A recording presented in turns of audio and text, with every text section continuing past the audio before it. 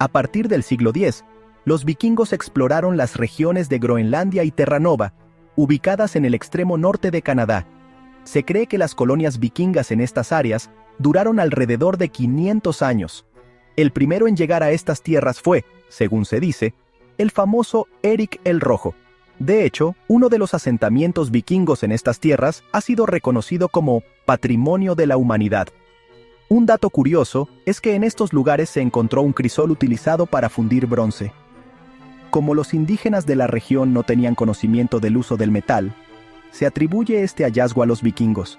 Y si quieres conocer más datos curiosos, al final del video conocerás 5 puntos claves para entender más a fondo este encuentro. Pero antes de conocer esta espectacular historia, asegúrate de suscribirte a nuestro canal. Así podrás continuar recibiendo las mejores publicaciones históricas, solo aquí, en Legión de Imperios.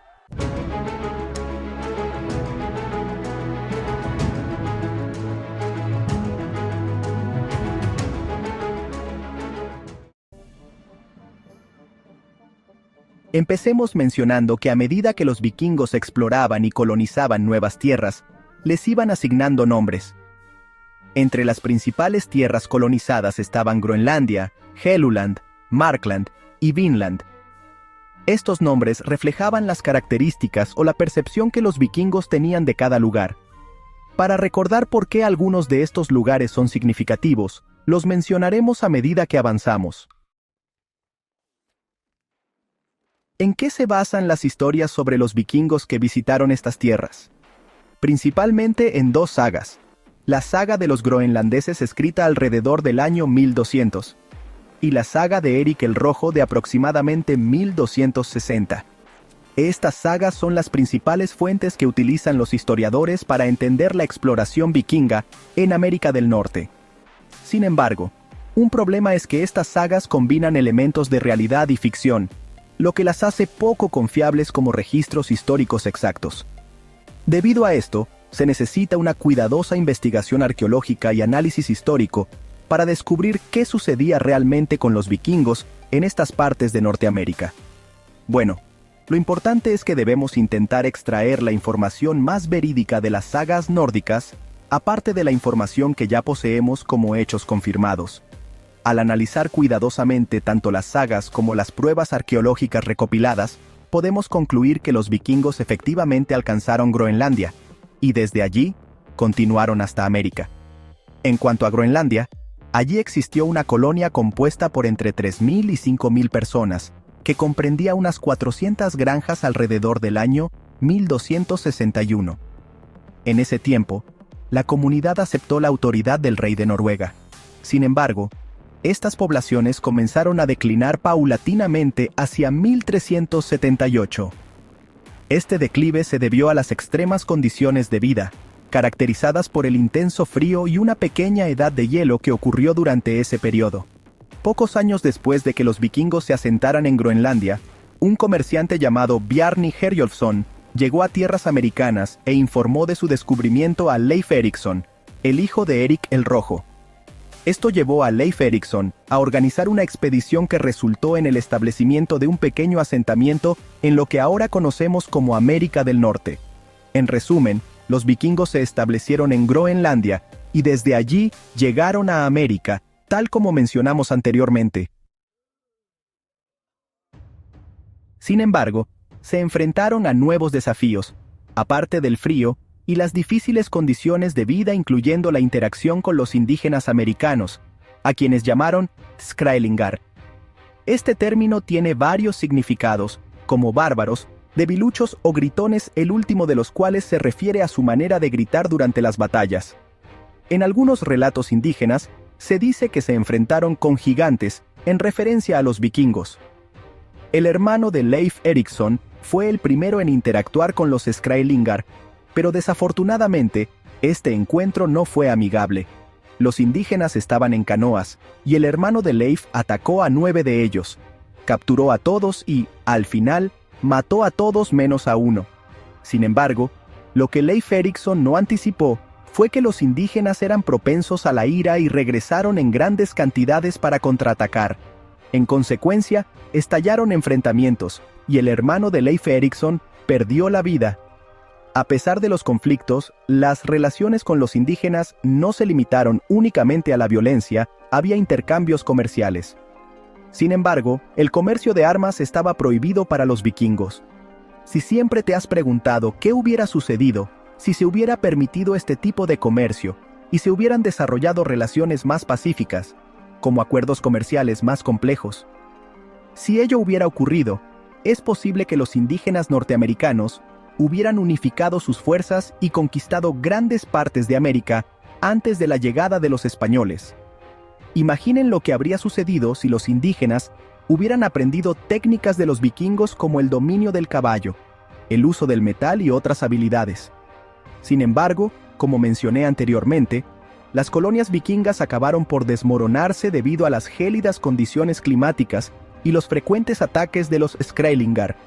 Existe una historia que narra cómo un toro escapó del asentamiento vikingo y se dirigió hacia un grupo de indígenas.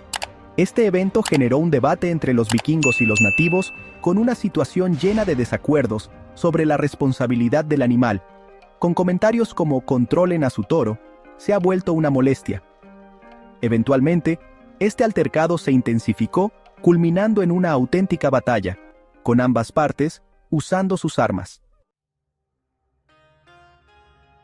Se puede considerar que la retirada de los vikingos de las tierras americanas fue en gran medida resultado de la notable resistencia de los indígenas. Como mencioné, los indígenas tienen sus propias historias de haber combatido contra gigantes, refiriéndose probablemente a los vikingos. Si los indígenas hubieran demostrado más paz y tolerancia hacia los vikingos, quienes ya se enfrentaban a situaciones adversas como el frío, el hambre y su limitada familiaridad con el terreno, podría haberse desarrollado una relación más colaborativa.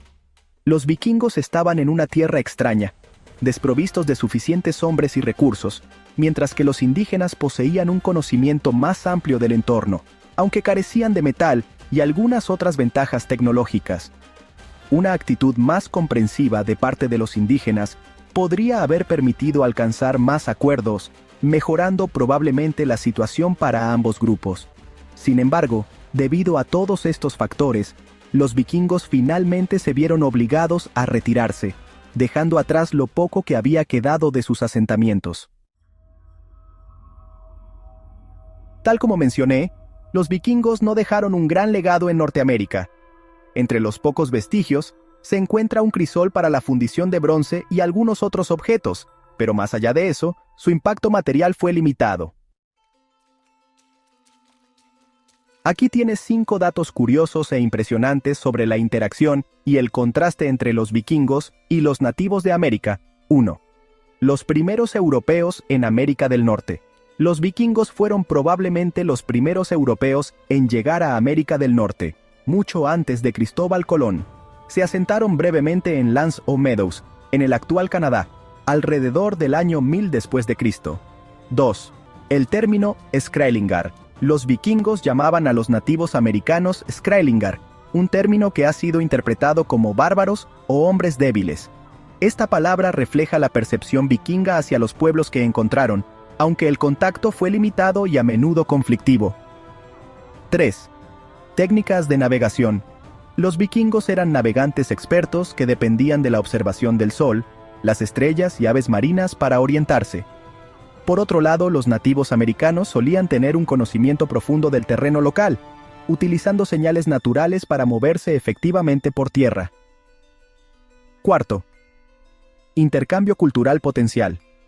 Aunque no hay evidencia de un intercambio cultural significativo, las habilidades vikingas en metalurgia y construcción naval contrastaban con las avanzadas técnicas agrícolas y de caza de los nativos. Si las relaciones hubieran sido menos conflictivas, el intercambio de conocimientos podría haber sido notable. 5. Relatos orales versus sagas. Mientras que los vikingos documentaron sus viajes y encuentros en sagas nórdicas, como la saga de los groenlandeses, muchas de las historias de los nativos americanos sobre estos encuentros se transmitieron de forma oral, contribuyendo a tradiciones y leyendas locales sobre gigantes o hombres del norte.